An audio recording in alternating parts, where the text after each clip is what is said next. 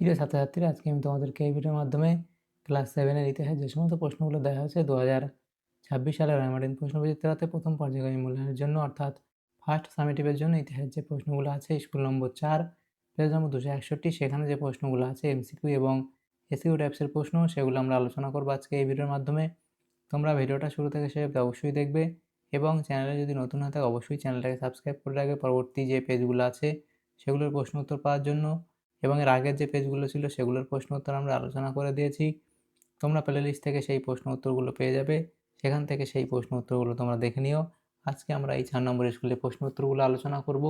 এখানে দেখো যে প্রশ্নগুলো আছে, একের দাগে বলা আছে কি সঠিক উত্তরটি বেছে নিয়ে লেখো।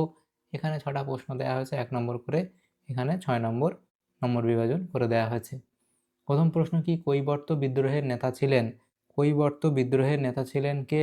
তাহলে সেটা হবে এটা হবে রুদক। রুদক। এর পরবর্তী প্রশ্ন, মুর্শিদাবাদ জেলার চিরুটির বর্তমান নাম? তাহলে সেটা কি? সেটা হবে কর্ণ সুবর্ণ, অপশান ডি। এর পরবর্তী প্রশ্ন, বঙ্গ ছিল প্রাচীন বাংলার একটি জনপদ, অপশান এ। এর পরবর্তী প্রশ্ন, কিতাব অল হিন্দ গ্রন্থের রচয়িতা হলেন? তাহলে এটা হবে কে? Al Beruni, option B. এর পরবর্তী প্রশ্ন, চোল রাজ্যে বিখ্যাত ছিল, তাহলে এটা কোনটা হবে? চোল রাজ্যে বিখ্যাত ছিল, তাহলে এটা হবে যে ব্রোঞ্জ হস্তশিল্প, অপশান বি। এর পরবর্তী প্রশ্ন বলা হয়েছে কি, জয়দেব রচনা করেন কি? সেটা হবে জয়দেব রচনা করেন গীত গোবিন্দম কাব্য। তাহলে এমসিকিউ টাইপ যে প্রশ্নগুলো ছিল সেগুলো এখানে হলো। এর পরবর্তী যে প্রশ্নগুলো এখানে আছে দেখো, সেখানে বলা হয়েছে 2-এর দাগের প্রশ্ন, নিচের প্রশ্নগুলির উত্তর দাও। এখানে প্রথম প্রশ্ন কি বলা হয়েছে? 2-এর দাগের প্রশ্ন, নিচের প্রশ্নগুলির উত্তর দাও। প্রথম প্রশ্ন, শূন্যস্থান পূরণ করো। রামপালের রাজধানী ছিল? তাহলে রামপালের রাজধানী ছিল কি? এটা হবে রামাবতী। রামপালের রাজধানী কি ছিল? তাহলে সেটা এখানে তোমাদের লিখবে, রামপালের রাজধানী ছিল, এখানে লিখে দিই, সেটা হবে রামাবতী। এর পরবর্তী প্রশ্ন, একটি বাক্যে উত্তর দাও, কে চর্যাপদের পুঁথি আবিষ্কার করেন? তাহলে সেটা হবে হরপ্রসাদ শাস্ত্রী। তাহলে সেটা কি হবে? হরপ্রসাদ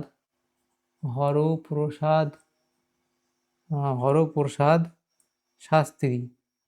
তাহলে এটা হবে হরপ্রসাদ শাস্ত্রী। এর পরবর্তী প্রশ্ন, একটি বাক্যে উত্তর দাও, শুক্লোত্তর পথনাথ কার উপাধি ছিল? তাহলে এটা হবে হর্ষবর্ধনের। তাহলে এটা কোনটা হবে? এটা হবে হর্ষবর্ধনের। তাহলে এটা হবে হর্ষবর্ধনের।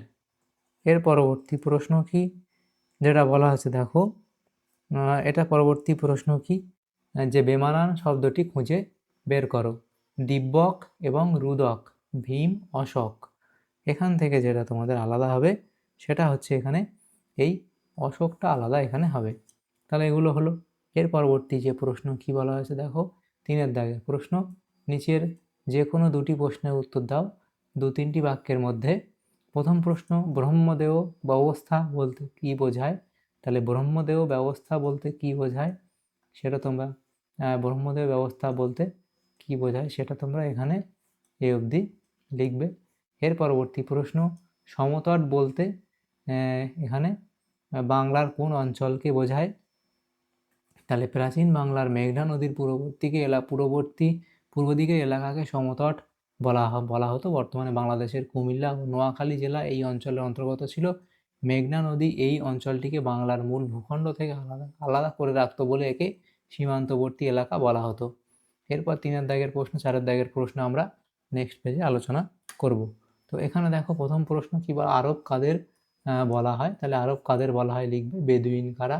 তাহলে আরবের মরুভূমি অঞ্চলে বসবাসকারী যাযাবর মানুষদের বেদুইন বলা হয়। তারা মূলত উট পালন করে এবং খাবারের সন্ধানে এক স্থান থেকে অন্য স্থানে ঘুরে বেড়ায়, এ অবধি লিখবে। এর পরবর্তী প্রশ্ন, পঞ্চরত্ন কাদের বলা হয়? তাহলে সেন রাজা লক্ষণ সেনের রাজসভার 5 জন বিখ্যাত কবিকে একত্রে পঞ্চরত্ন বলা হয়। তারা হলেন জয়দেব, ধয়ী, গোবর্ধন, উমাপতিধর এবং শরণ। এর মধ্যে জয়দেব গীতগোবিন্দম এবং ধয়ী প্রবন্ধুত কাব্য রচনা করে খ্যাতি অর্জন করেছিলেন।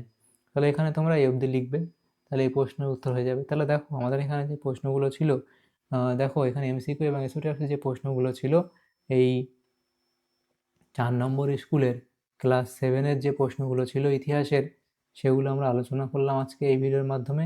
তোমাদের যদি ভিডিওটা অবশ্যই উপকারে এসে থাকে,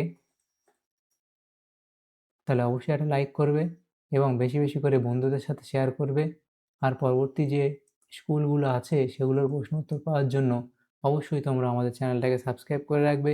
যারা এখন আমাদের চ্যানেলটাকে সাবস্ক্রাইব করোনি, অবশ্যই চ্যানেলটাকে সাবস্ক্রাইব করে রাখবে পরবর্তী স্কুলগুলোর প্রশ্ন উত্তর পাওয়ার জন্য।